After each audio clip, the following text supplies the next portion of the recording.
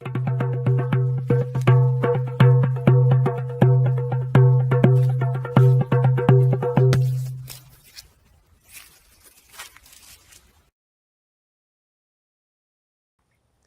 lots to cover. Welcome back to Mudwalkers. My name is Chris. This is part 4 of our series reviewing Jeff Pollard's book, Christian Modesty and the Public Undressing of America. Yay. If you haven't watched parts 1 through 3, go ahead and go back and watch those. And, oh yeah, if you want to read Jeff's book, which I highly encourage, there's a link in the description down below to the free PDF version of his book. Go give it a read. That way you'll understand what I'm saying and potentially correct my mistakes. Let's get into this. It's not like I don't care about Jeff and his readers. That's not why I'm making the series. I'm making the series because I do care. I do care about Jeff. I care about his readers. And so I can't sit by while he does this to Scripture. It's not right what he's saying, so I have to say something. I get that my take on this is unpopular. That's okay with me. God's people have often been unpopular when they take the right biblical moral stance on something, so it doesn't faze me that much. I expect to get a lot of flack over this series if it's ever discovered on a mainstream level. But you know what? I don't care. Bring it on. I'm here to speak the truth, and that's more important than the flack that I might get over the series. Without further ado, let's look at chapter 4. As evidenced by the Song of Solomon and numerous other portions of Scripture, sexual attraction and sexual relations between man and wife are neither shameful nor sinful. However, after Adam's fall, nakedness became a biblical euphemism for male and female reproductive organs and is most often associated with shame. It also regards sinful or shameful sexual acts. Yes, Jeff, this is how the Hebrew language was used at the time. The idioms of ancient languages are not moral rules. That's just a fact of language. It's like saying something about how verbs worked, and that tells us about, murder and mercy. No, those are just verbs. Language isn't a rule. A rule is a rule. So the fact that ancient Hebrew had sexual figures of speech that revolved around the words for nakedness isn't a rule in itself. Idioms are not rules. Rules are rules. Like, imagine if we had another idiom, like beating around the bush in the Bible, and you decided to say, oh, well, that means that every person, every Christian, has a moral duty to punch plants. Come here. That's not how language works. It would be one thing if someone said, beat around the bush, if someone in the Bible said, beat around the bush means you must punch plants, therefore you must all punch plants. And they just said, beat around the bush, and then moved on. That's not a rule, it's an idiom. Idioms are not rules, rules are rules. And no one disagrees, Jeff, that ancient Hebrew culture, ancient Israelite culture, associated nakedness with shame, or I should say dishonor. For more on that, go see part 3 of this series, where I go more in depth about how to understand honor and dishonor in ancient Israel, and indeed the entire ancient Near East. But for now, let me cover something about ancient honor and dishonor that I forgot to mention in part 3. Jeff, it seems very important to you that because ancient Israel saw nakedness as dishonorable, that therefore we should not be naked, that we should associate nakedness with sin. There's a big problem with this, and it gets back to a fallacy you committed earlier in your book. Ancient Israelite culture also associated all of these things with shame/dishonor. So if you're going to say ancient Israelite dishonor means sin, and ancient Israelite dishonor means that we should not do those things and we should treat them with shame,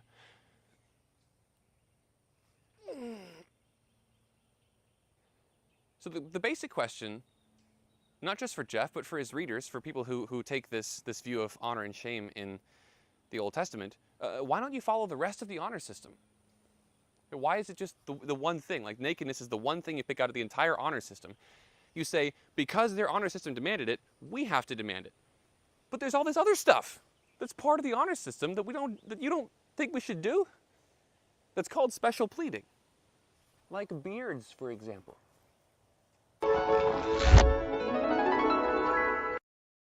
An ancient Israelite man wouldn't have been caught dead without a beard on his face.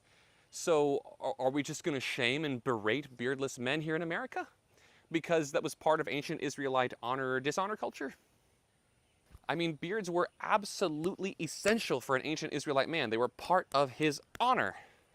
To be without one was shameful. So by the same standard, shouldn't we be treating beardless men the same way that Christians want to treat nudists? That this is like, it's unseemly, it's indecent, it's shameful. You really should, like, ew, like, get a beard on that face. Like, ugh. No. But it was part of the ancient Israelite honor system that you were so wild about like 10 seconds ago. In ancient Israel, rape victims were associated with shame. So, are we going to treat rape victims with... You see the problem with trying to just like take the honor system and just like slap a moral code onto it? That's not how this works. In ancient Israel, it was dishonorable to mourn the dead on the enemy side of a battle, even if you won the battle. So if I go off to war at some point in the future, if America goes into a civil war and I'm on one side of the war and my son is on the other, I have 3 sons currently. Let's say that my sons are on the other side of the war and I'm on this side. And I learned that in the battle for Denver, Colorado, I was in that battle and my sons were in that battle and all my sons died in the battle. According to your standard, Jeff, if it's associated with shame in the Israelite honor system, it's a sin. You're going to tell me it'd be a sin for me to weep for my fallen sons? Just because we were on different sides of a war? Like, that's part of the moral fiber of modern American Christians, that we have to just accept our fallen kin just because it's how ancient Israel did it. The Bible associates short hair on women with disgrace. So are we going to shame old ladies now? Is that how this works? The Bible associates long hair on men with disgrace.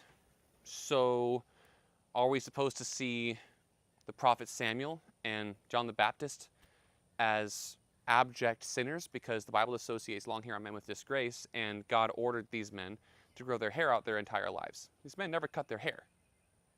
So should we regard them as shameful just because the ancient cultures did? I could go on, but Jeff, I'm guessing the answer to all these questions is no. At least I hope it's no. But if it is no, that brings us back to the fallacy of special pleading. Because for all these other things, it being part of the honor system isn't a good enough reason to make any of these part of our moral code.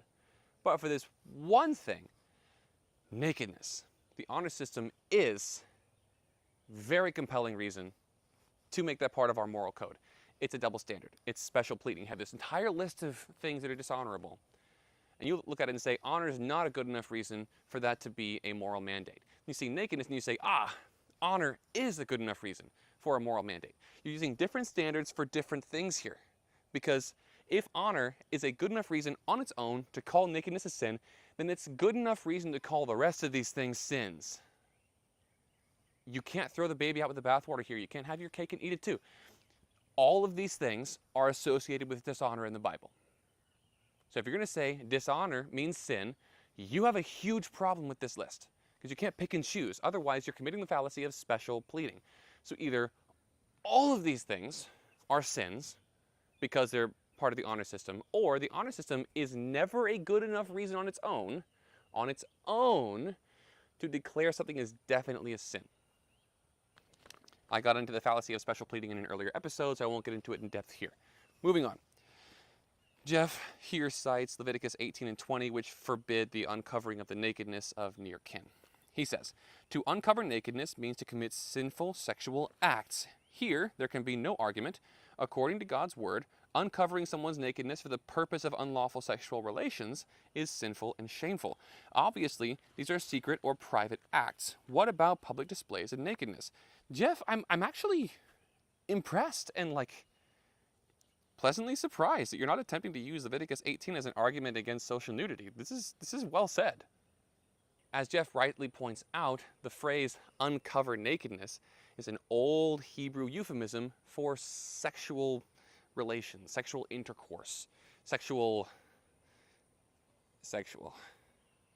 Leviticus 18 deals with uncovering the nakedness of your near kin. So what Leviticus 18 is getting at is incest, not skin exposure.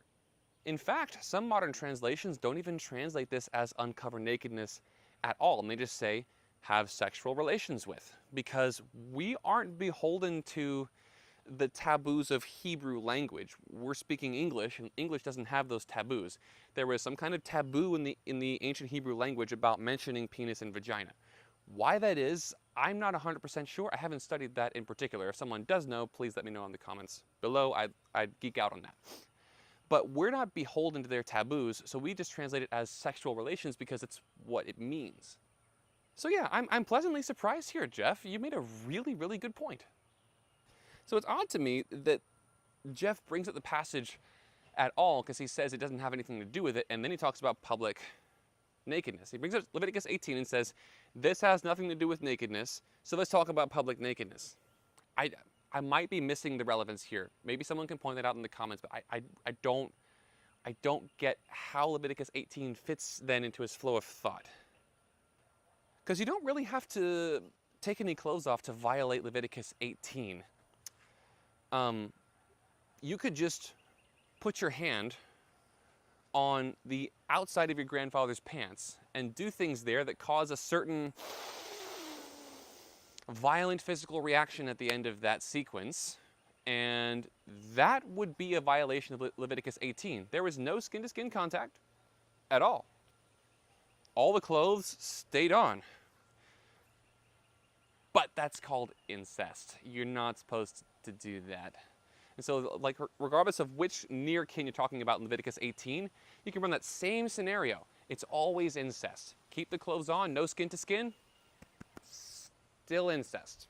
Leviticus 18 is about sex, not nudity. But let's see if Jeff keeps his head on straight when we talk about more Hebrew idioms here. The words translated nakedness, which specifically refer to the private parts in both Hebrew and Greek, are most frequently associated with shame. Here are just a few examples. Thy nakedness shall be uncovered, yea, thy shame shall be seen. Or, behold, therefore I will gather all thy lovers, with whom thou hast taken pleasure, and all them that thou hast loved, with all them that thou hast hated. I will even gather them round about against thee, and will discover thy nakedness unto them, that they may see all thy nakedness. Or, behold, I am against thee, saith Yahweh of hosts. I will discover thy skirts upon thy face. I will show the nations thy nakedness, and the kingdoms thy shame. Or, I counsel thee to buy of me gold tried in the fire, that thou mayest be rich, and white raiment, thou mayest be clothed, and that the shame of thy nakedness do not appear, and anoint thine eyes with eye salve, that thou mayest see. These passages clearly teach that the public exposure of one's private parts is associated with shame. Respectfully, Jeff, these passages don't teach us to associate these parts of the body with shame. They report to us that their exposure was associated with shame at the time. There's a big difference there. That would be like pointing to the Bible and saying that because all of the battles in the Bible were fought with swords, therefore no Christian should use a firearm. No, that just tells us that that was the weapon of their time. That's not a rule, it's a fact. Facts are not rules, rules are rules. So a rule that we have to associate these body parts with dishonor for some reason is present in nowhere in any of the passages that you've cited. And interestingly, the simple fact of nakedness is not the reason for dishonor in any of the passages that Jeff just cited. Let's take a look. Jeff cites Isaiah 47, Nahum 3, Ezekiel 16, and Revelation 3. Let's take a look. Isaiah 47 is a prophecy written to the Empire of Babylon. Before we read the passage, which we will do, let's talk about a few things with regard to the ancient culture into which this passage was written, into which this prophecy was originally declared. Understanding these cultural points will help us understand what Isaiah is getting at in the passage. Rich people sat on chairs. Slaves sat on the ground.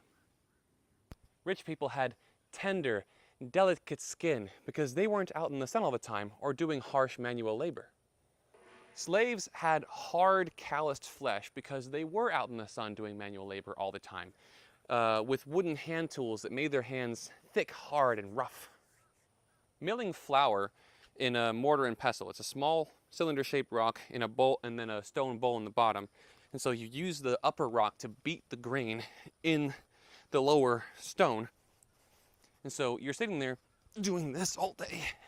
And so that was labor that the rich would never deign to do for themselves. They had their slaves do that. It was a menial, degrading labor for the little people. The rich had paved roads and horses and chariots and wagons and carriages to move them around. They didn't need to move around on the ground or cross harsh terrain on foot or cross rivers barefoot and naked, but slaves had to walk everywhere, and they couldn't afford clothes, most of them, and they had to travel through harsh terrain to get from task to task in their work as slaves, or sometimes during their tasks as slaves. The rich basically always had clothes because they were so expensive and they were part of their status. Slaves, on the other hand, they'd be naked most of the time because most slaves and most slave masters couldn't afford to clothe all their slaves. And slaves, because they didn't make any money, they didn't have wages, they couldn't afford to clothe themselves. And remember, buying a garment in the ancient world was a lot more like buying a car. It was a significant expense. It could be days or weeks of wages. And for slaves who didn't have wages, that would have been an impossible expense. So yeah, slaves were usually naked in the very ancient world. As a wealthy nobleman or king or queen, being stripped publicly of your rank, your titles, your social status, and being turned into a commoner, or even worse, a slave, was about the most humiliating, degrading thing that could possibly happen to you. It was an absolute, abject horror. It was nightmarish to them, the idea of that happening. They did not want that to happen. It was very humiliating. With those things in mind, let's read Isaiah 47 ourselves. Come and sit in the dust, you virgin daughter of Babylon. Sit on the ground without a throne, you daughter of the Chaldeans. You will no longer be called tender or delicate.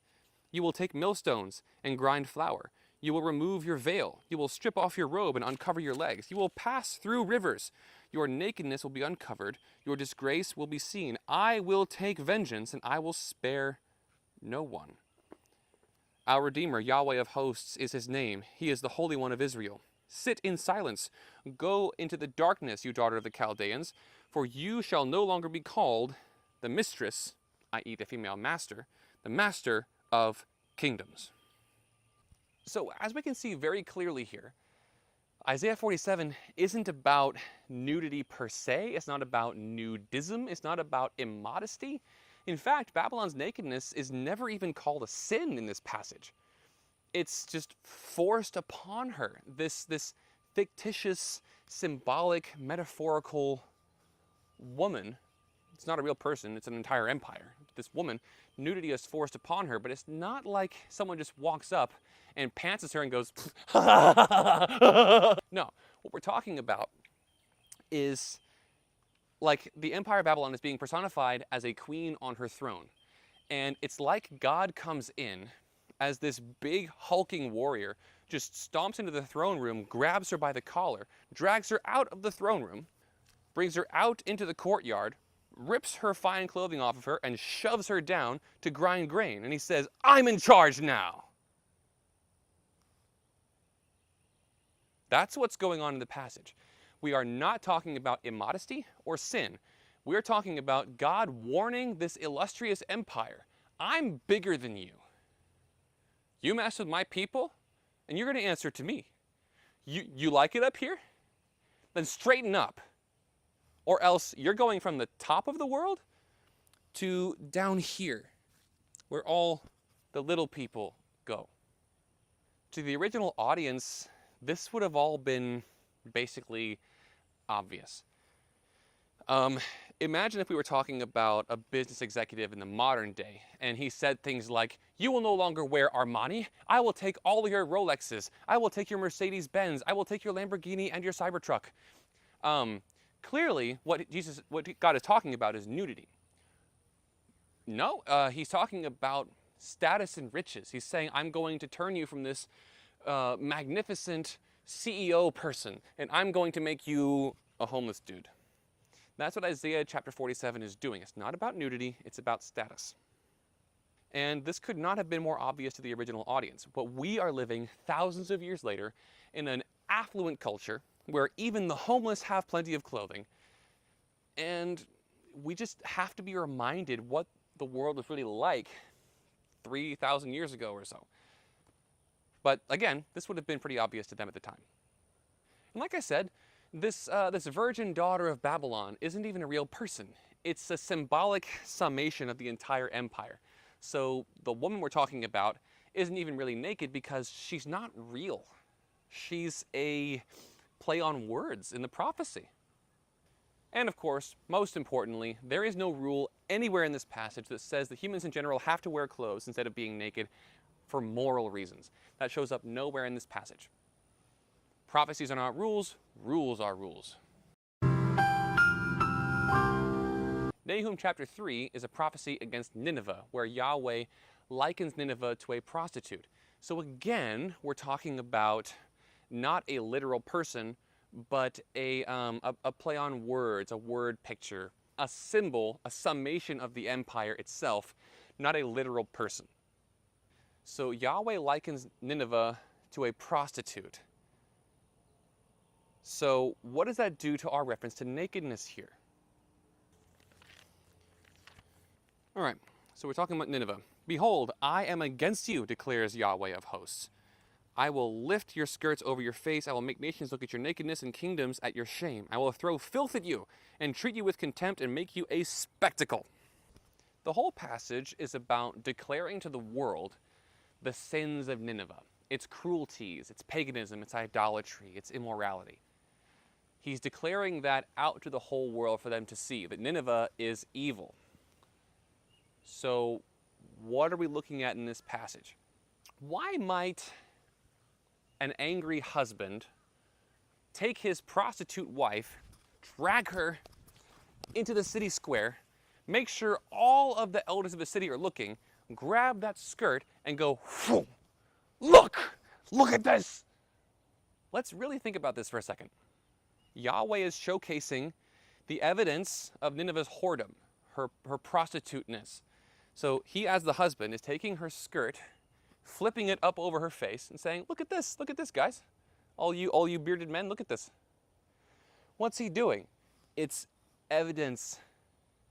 He's saying, yeah, that ooze right there, that's not mine. It's evidence that she's been up for no good. This is evidence in a trial. She is in court. There often weren't like courtrooms and judges as we think of them today in ancient Israel. They would be dragged into a public place like a city square or the gate of the city in front of important men like elders, and then their case would be decided right there on the street. So this isn't nudism, it's not even immodesty, it's a trial. It's very similar in Ezekiel chapter 18. Yahweh is Israel's husband, and Israel is being likened to, you guessed it, a whore. So once Yahweh has had enough of this prostitute's infidelity, he drags her into the square, rips off her dress in front of everyone and says, look.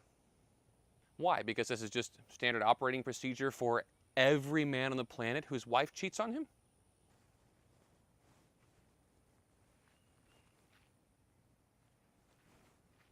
Apparently this is some kind of official proceeding that was common enough in Israel for it to show up in multiple prophecies about prostitutes.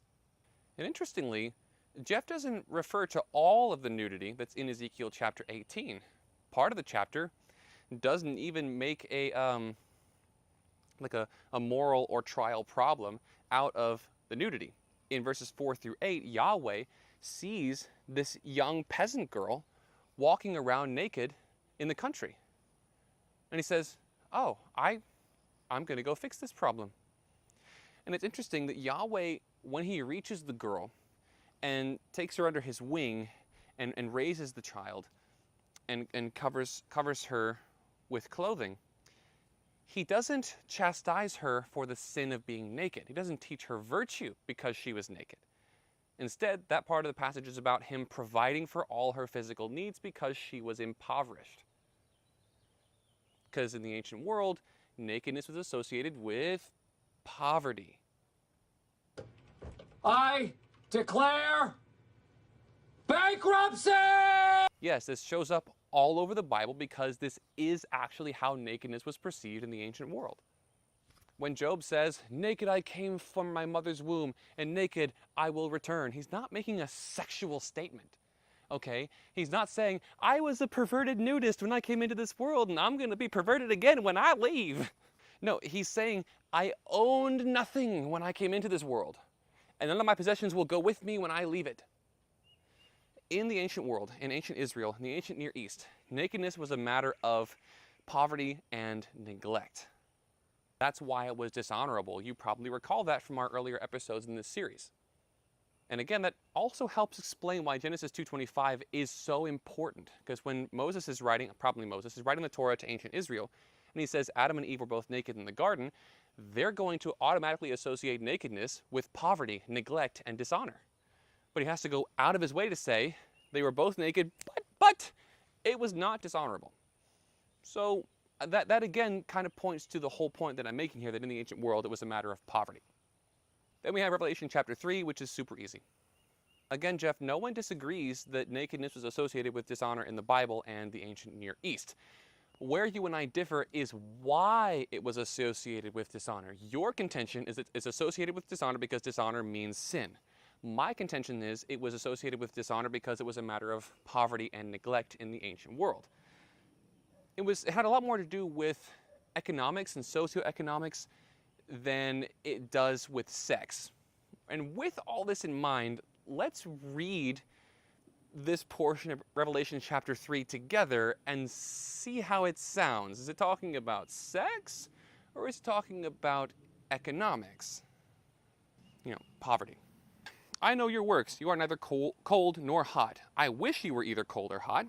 So because you are lukewarm and neither hot nor cold, I will spit you out of my mouth. For you say, 'I am rich, I have prospered, I need nothing,' not realizing that you are wretched, pitiful, poor, blind, and naked.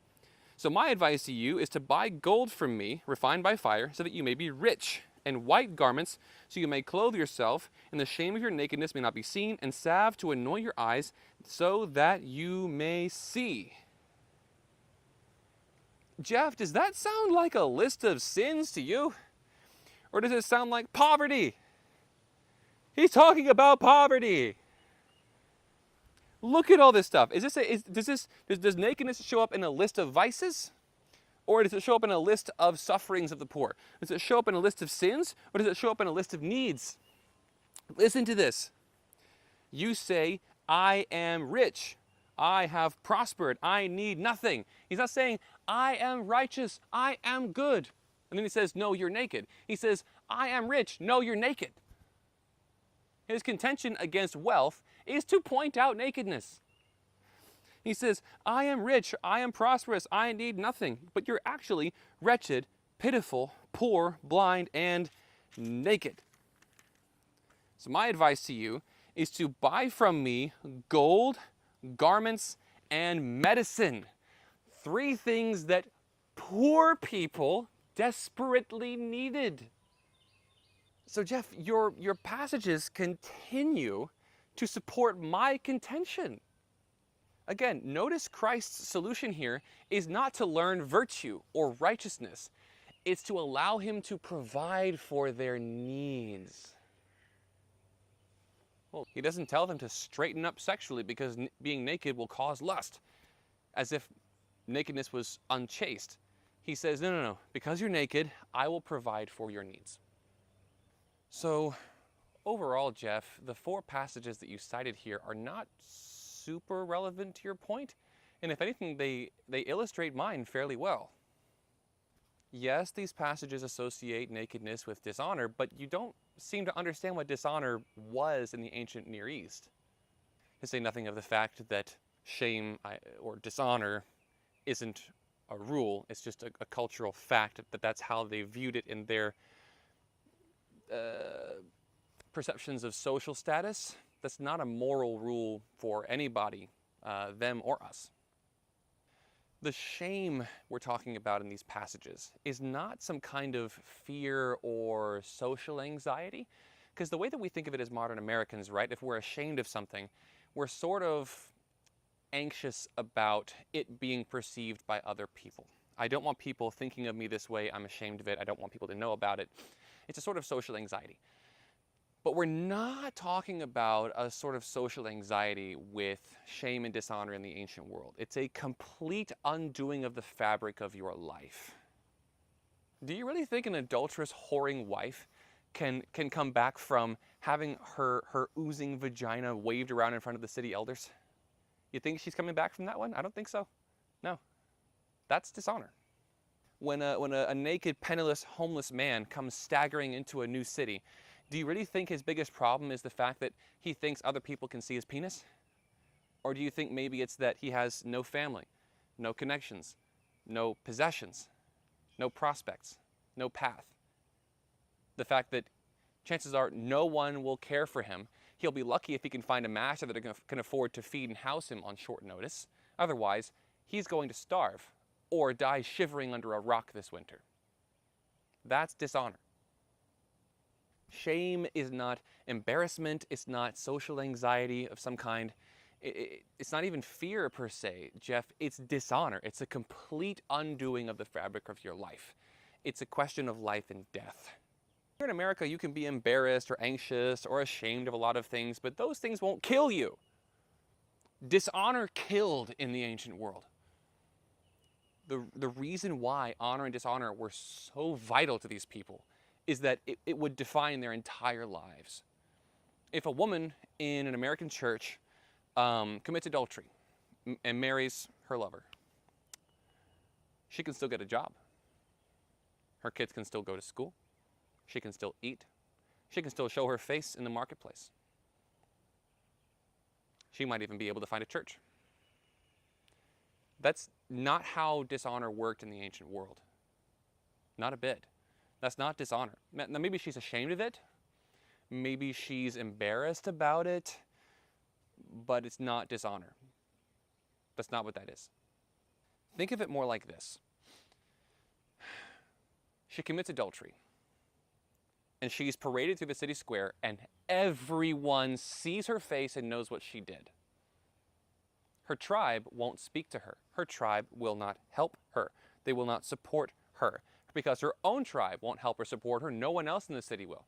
So she skips town to keep herself from starving. She shows up in the next city, naked and starving and diseased. And what do those people do? They have to deliberate now about whether anyone really wants to buy her. Because clearly something's wrong, or she wouldn't be here.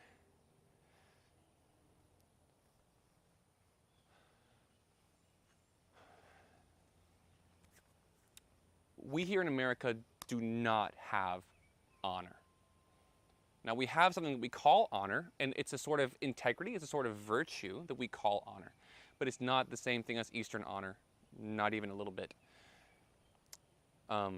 Dishonor, again, was a question of life and death in the ancient world. It's not that way in America. Moving on.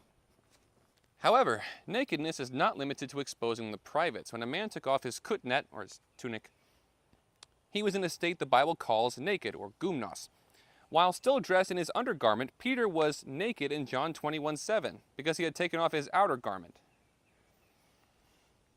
Peter was not sinfully naked in the context of his work. As a fisherman, he was laboring among men away from shore, not publicly socializing in a mixed gathering. Nevertheless, he obviously saw a difference between working in his boat and being on shore in the presence of his Lord, because he covered himself and then swam to Christ. Why? Because he was naked.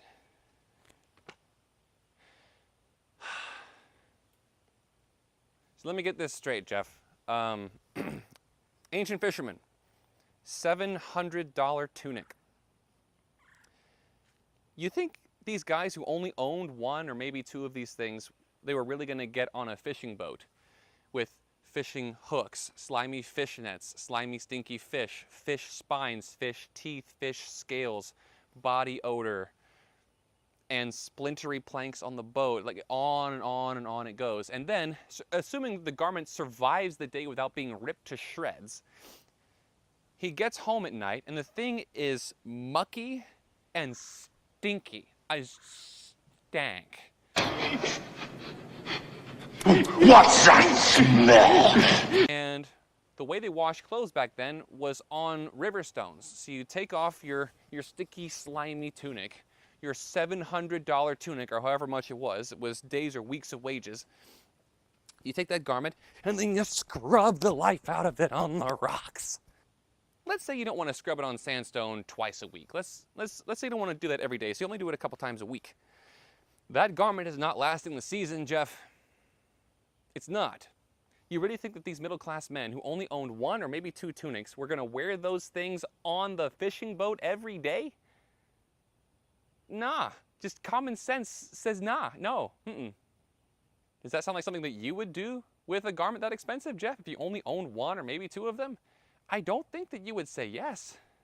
It's not like they could just go down to Goodwill and get 5 sets of clothes for 20 bucks. That's not how life was at the time. So you wouldn't get on the boat with something that expensive if you only had one or two, and I certainly wouldn't do it. And interestingly enough, neither would they. Because when you look up art from the period that depicts fishermen on the job, it depicts them naked. I don't mean like outer garment. I mean like nude. I mean, you can see their penises, you can see their butts from their heads to their feet. They not wearing nothing. Take a look.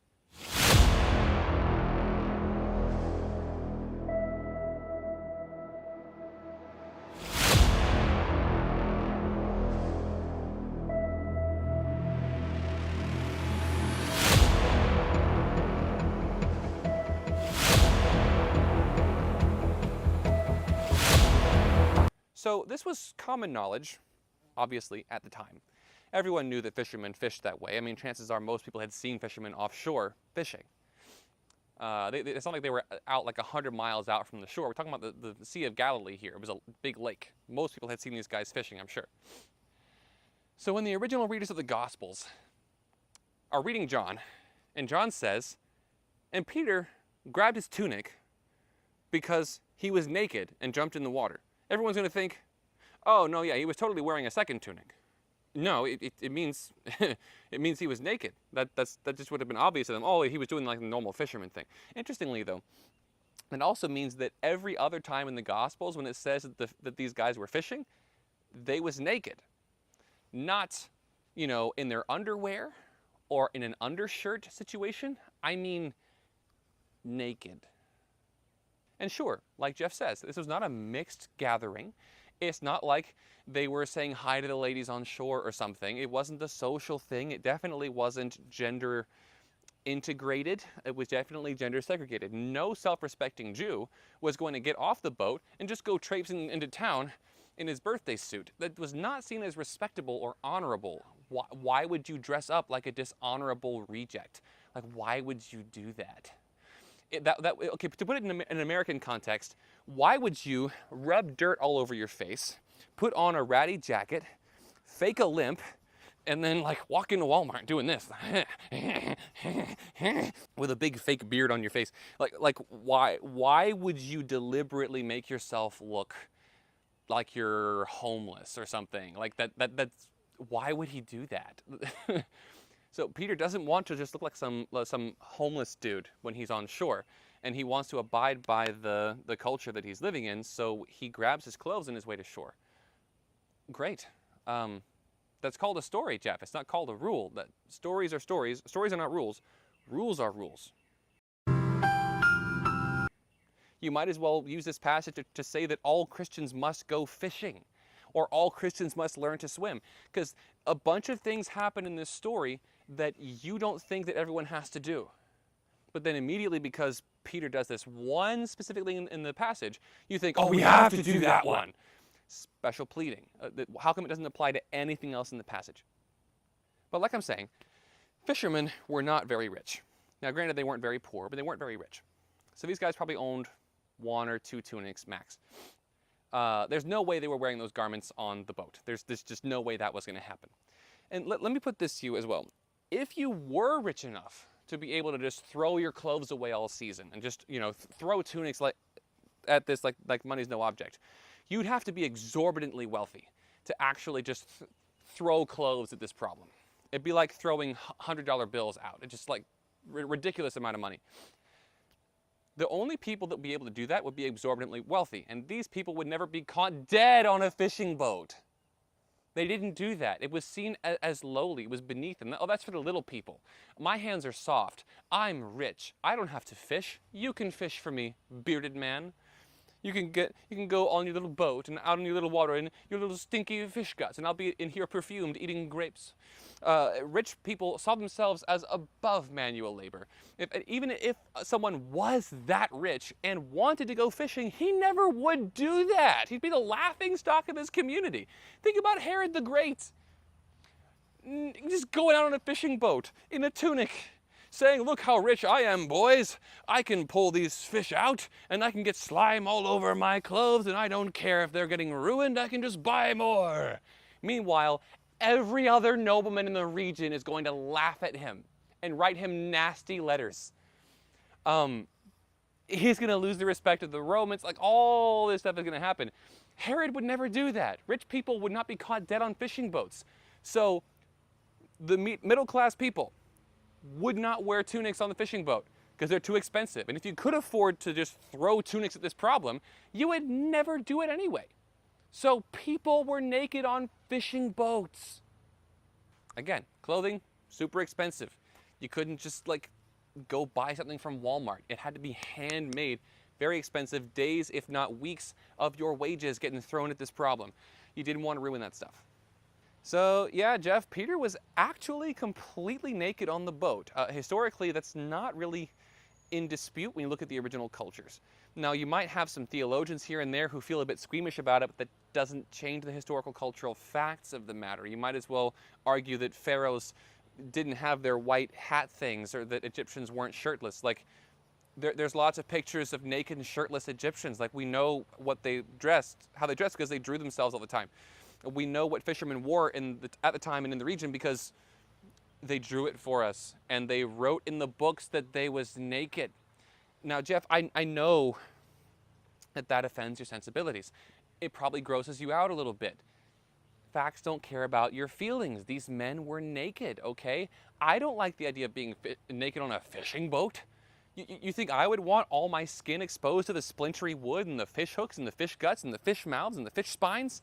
There's things on me that I would want covered up when I'm bringing in large fish with teeth. Things that I don't want bitten by fish, let's say. I want to wear clothes when I'm hauling in nets of fish. Yes, I'm a nudist who would want to wear clothes while fishing. I don't think these guys were on some kind of pleasure cruise out here, going, "Hey guys, we get to fish naked. Isn't this great? Oh my goodness, I'm so glad I have the fresh air on my skin." No, these guys weren't nudists. They were naked out of necessity. Their culture taught them that in order to look respectable, you had to wear a tunic. Otherwise, you look homeless.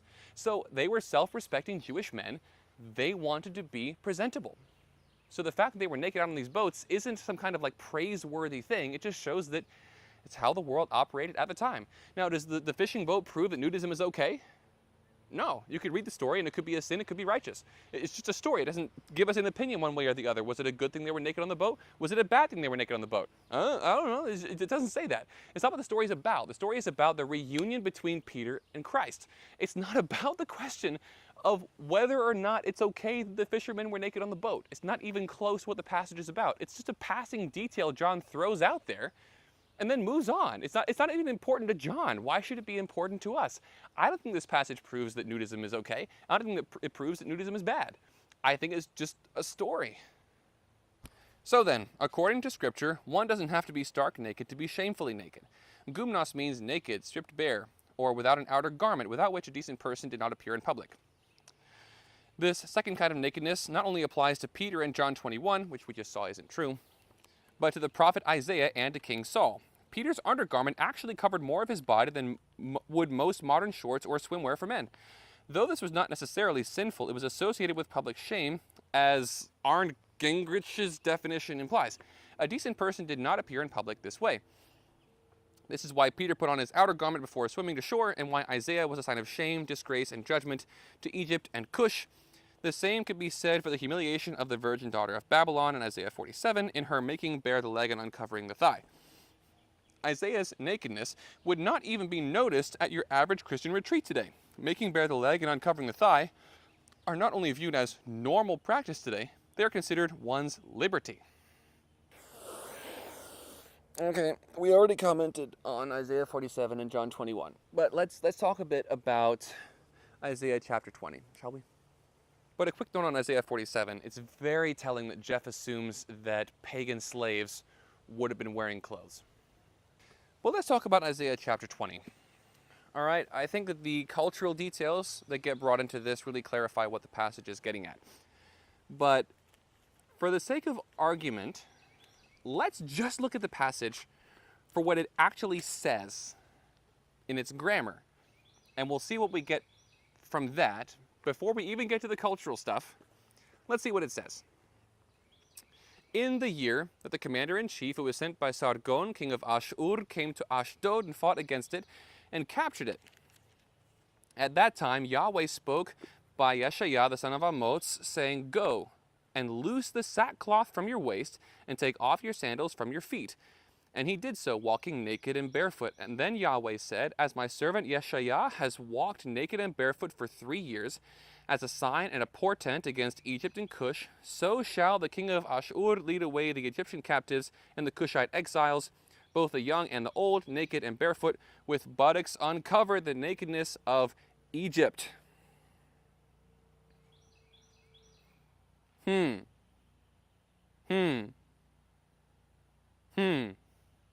Interesting. All right, again, without any cultural understanding whatsoever, let's just look at the words of the passage. As my servant Isaiah, so shall the Assyrians lead captives. As so, as so. These two things connect the two things together. As I have loved you, so you are to love one another. As I have eaten a burger, so shall you eat the meat between the two buns. Okay? Just because they're phrased differently doesn't mean they aren't the same thing. As I have eaten a hot dog, so you shall eat the sausage upon a bun. It's the same thing, as so. So in other words, it's saying, the way I did this, that's how you will do it. As this is, that's how this is. So as so, the way this is, that's how that is. Now let's read that section again, but we're going to use as and so with the larger phrases. The way my servant Yeshaiah has walked naked and barefoot for 3 years as a sign and portent against Egypt and Cush, that is how the king of Assyria will lead away the Egyptian captives and Cushite exiles, both young and old, naked and barefoot, with buttocks uncovered. Their butts are out. I'm sorry, what? Their butts are uncovered. So look at the comparison between Isaiah and the Egyptian and Cushite exiles here. Isaiah is naked and barefoot. The captives are naked with their butts out. Okay? So whatever Isaiah's nakedness looks like, you can see his whole butt. In the ancient world, there were a few different garments that were typically worn. Some of them were, tunics or like really long robes. But sometimes people, especially in Egypt or something, would just wear a skirt.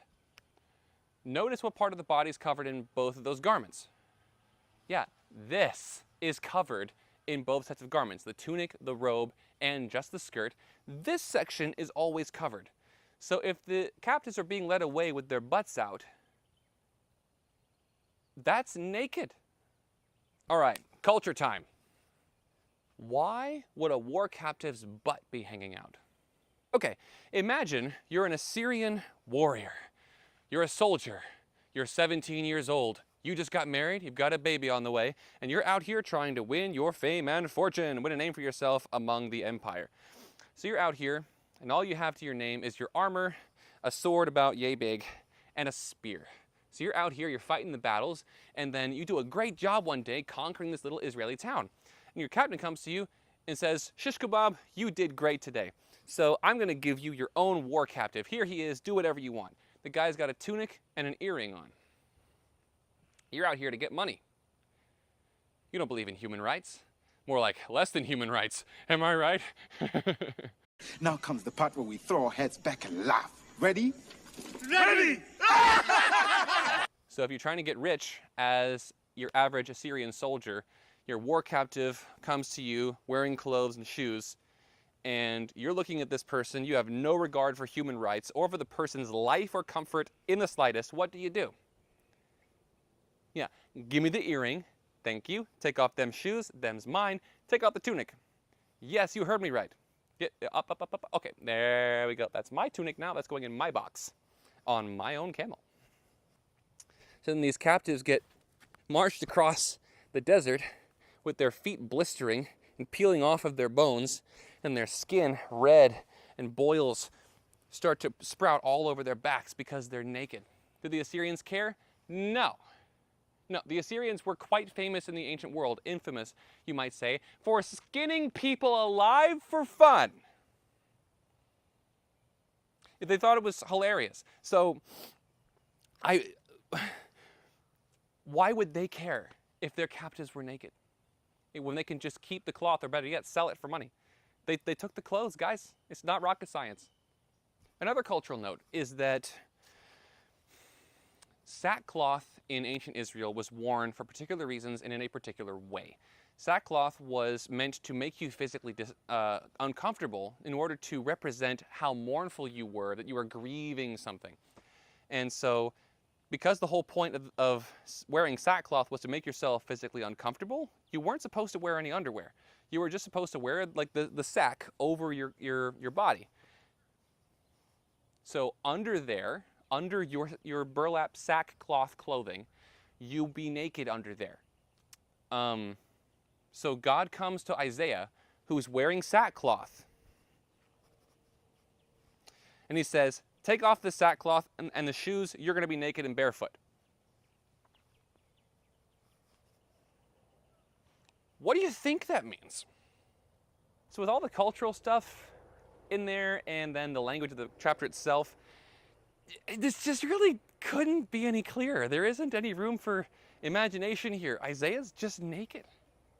But just so you don't think I'm pulling this interpretation out of my own butt, here's an actual source. After reviewing a mountain of historical data on the subject in her article, Nudity and Captivity in Isaiah chapter 20 in Light of Iconographic Evidence, in the book Clothing and Nudity in the Hebrew Bible, Andrea Beyer concludes, quote, exegetes have often wondered whether the historical Isaiah could actually have lived barefoot and completely naked in Jerusalem for 3 years. But the text leaves hardly any room for misunderstanding. The association between military defeat and captivity is well-established iconographic topos. Thus, in Isaiah chapter 20, it is not inappropriate clothing that is to be expected, but total nakedness. End quote. So, given how obvious it is what the passage actually says, and the cultural data being so accessible, I don't even feel like I should have to quote scholars to support this interpretation, because it's just what the passage says and doesn't leave anything to the imagination or room for interpretation, as Beyer says. But because people are out here talking like Jeff is talking, I think I have to cite sources for that. But again, my source should just be the Bible. As Beyer points out, the passage really doesn't leave any room for misunderstanding here. I realize that Isaiah being butt naked for 3 years on Yahweh's command doesn't suit modern American Christian sensibilities, but facts don't care about your feelings. Our sensibilities should be framed by Scripture. We shouldn't frame Scripture in our sensibilities. The fact is, Isaiah was just naked. Now, what are we going to do about that? Okay, we don't get to decide whether or not Isaiah was naked based on whether or not we like it, Jeff. The fact is, historically, he was actually naked for 3 years. Now, it's our job to take this information from Scripture and decide how to shape our sensibilities with that information. Facts don't care about your feelings. Moreover, public nakedness went hand in hand with ancient pagan religion. So while a naked body was not uncommon for paganism, being without one's outer garment was considered immodest and even shameful among God's people. God's people cover their bodies in public, while pagans often uncover theirs. You know what else went hand in hand with ancient pagan religions? Eating meat to honor a deity. Kind of like Passover. Pagans also routinely sacrificed themselves to save the lives of their own children. Pagans did it, so it must be bad, right? Potiphar was a pagan, but when he perceived that Joseph was virtuous and blessed by this foreign god, Potiphar decided to promote Joseph and put him in charge of his household and to treat Joseph favorably. So Potiphar was a pagan, so clearly, since treating well-performing slaves favorably was a pagan practice, we shouldn't treat our employees favorably when they perform well, because it's a pagan practice. But you know what else went hand in hand with ancient pagan religions, Jeff? It was this obscure thing people did called wearing clothes. Pagans wore clothes, Jeff. The Egyptians wore clothes. The Romans wore clothes. The Greeks wore clothes. The Babylonians wore clothes. The Assyrians wore clothes. The Hittites wore clothes. The Jebusites wore clothes. The Baal worshippers wore clothes. Buddhists wear clothes. Hindus wear clothes. Atheists wear clothes. Jeff, do you not hear your logic here? Because pagans did it, it's bad? Pagans eat vegetables. Pagans drink water. Pagans go for hikes and they play musical instruments. Jeff, pagans do most of the things that we do. So you're going to point to this one thing and say, oh, but that one's bad. Why? Why? Why? Why? Why? Why? Why? Jeff, it seems like the overarching fallacy of your book is special pleading. Because you say, oh, well, nudity went hand in hand with pagan religion. Yeah, so did wearing clothes and eating meat. And music. So it seems like you're pleading for a special case, a special circumstance with this one thing, when your reasoning would literally apply to everything else pagans ever did, including the wearing of clothes.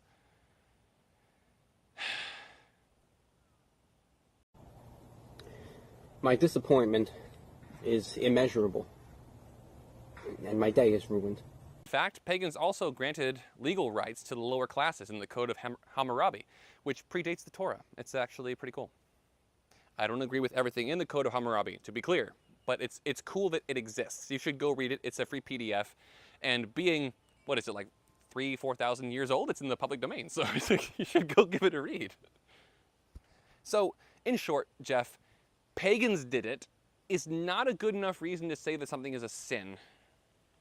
It's almost like we would need a black and white command in the Bible to say that. Patreon time. This episode of Mudwalkers is indeed brought to you by Patreon. You can support what I do in the Patreon link in the description down below. I also have a website, nakedmeanshuman.com. There you can sign up for my newsletter in case YouTube terminates my channel without notice again. You can get early access to all my mainline content, videos like this one via Patreon. You can also get access to Patreon exclusive content like travel vlogs, cooking videos, resort tours, world naked bike ride videos, and just other inner quality content. So you get access to different things at different levels of support in the Patreon thing. You can check that out on the website, on the Patreon page, rather.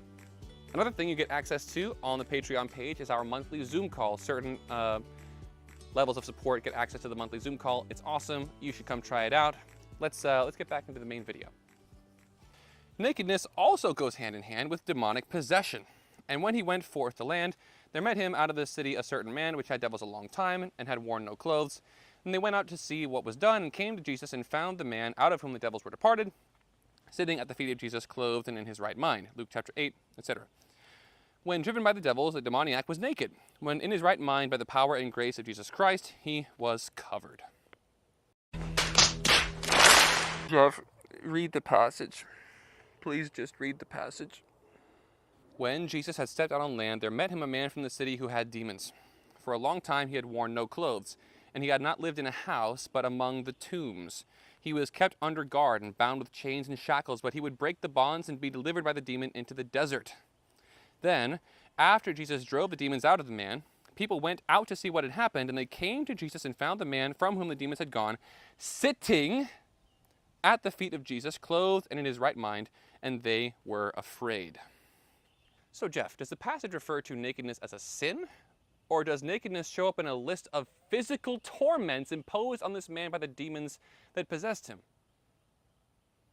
The man is raving mad. He's cutting himself with rocks. He's sleeping with rotting corpses. Sleeping next to rotting corpses, I should say. Didn't need that picture in my head. So given what we've seen from the ancient cultures on this issue, do you think the original reader's immediate reaction would have been, oh my, the demons made the man a pervert?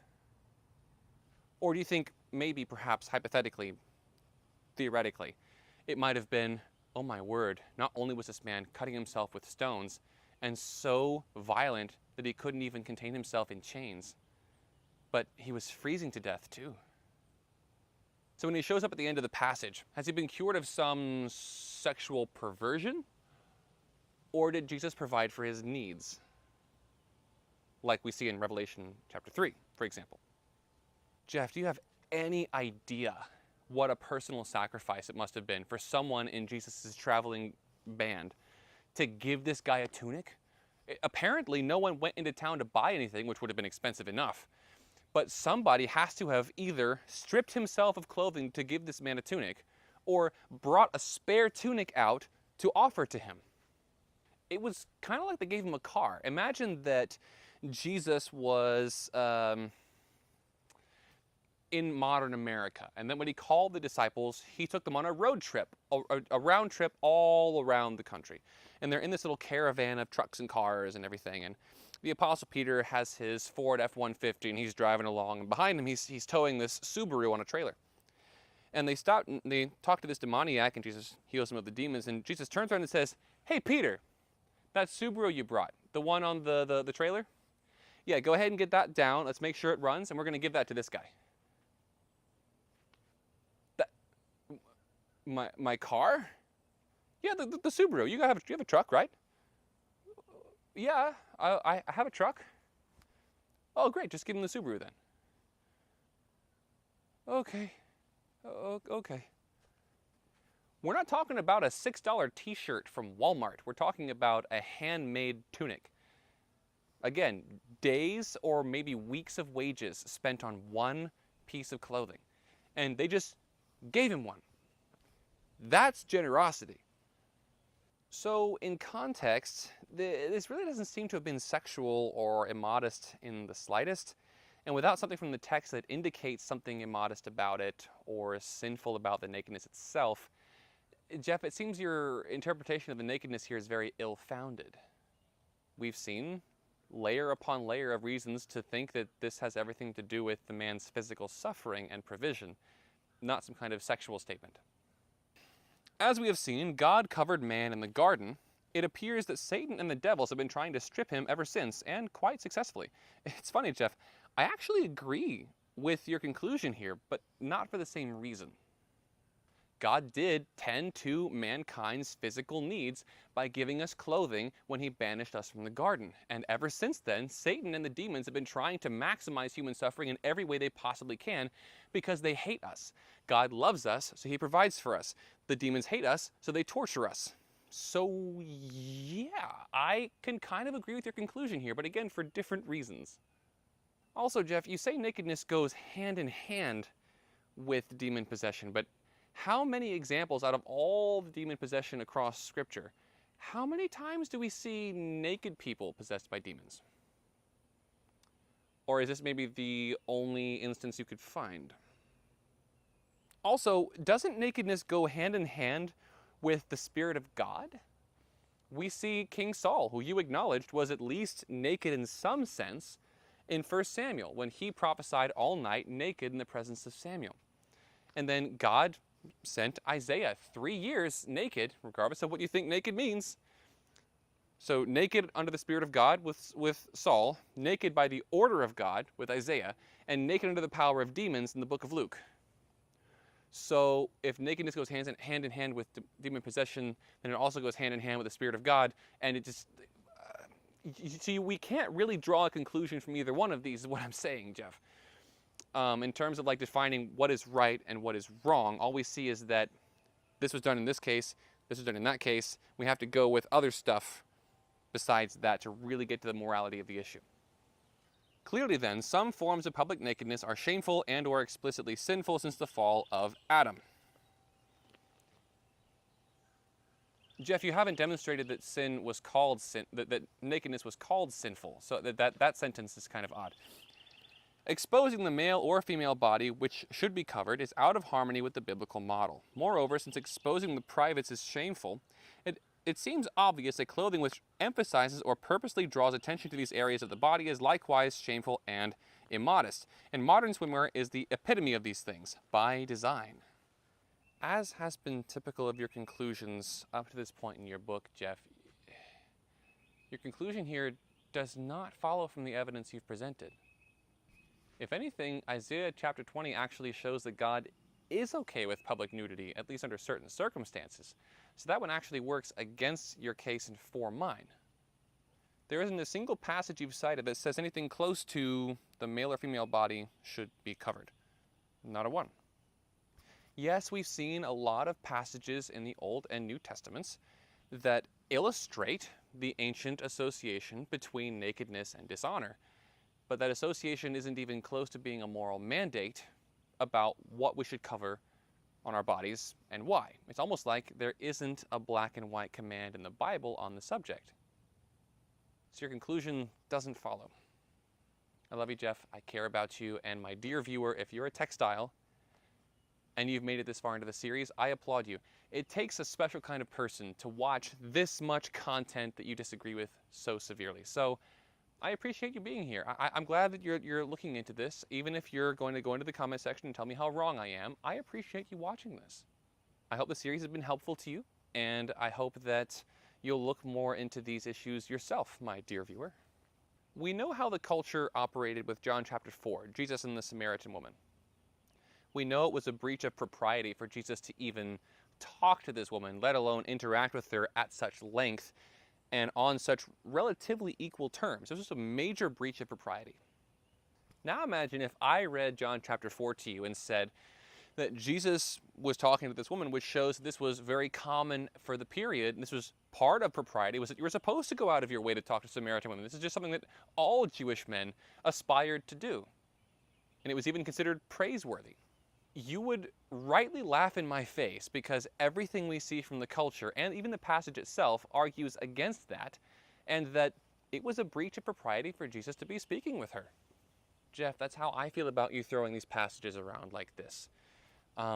It's clear that you're sincere, you have a heart of compassion for God's people, which I appreciate.